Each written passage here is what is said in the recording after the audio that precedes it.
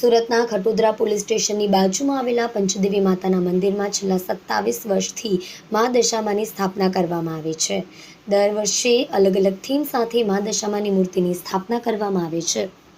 દર વર્ષની જેમ આ વર્ષે પણ પહેલગામમાં આતંકી હુમલાના 27 જેટલા નિર્દોષ લોકોને ધર્મને આધારે ગોળી મારી મોતને ઘાટ ઉતારી દીધા હતા. દેશના વડાપ્રધાન નરેન્દ્ર મોદીએ જવાબી કાર્યવાહીમાં ઓપરેશન સિંદૂર ચલાવવામાં આવ્યું હતું.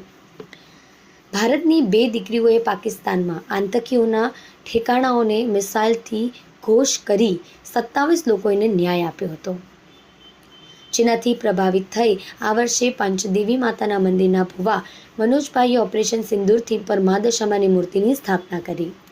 ધાર્મિક અને રાષ્ટ્રની ભાવના વ્યક્ત કરી હજારો ભક્તો મા દર્શન આવી રહ્યા છે. સાથે સાથે આપણા દેશના 27 જેટલા શહીદ લોકોને પણ યાદ કર્યા હતા.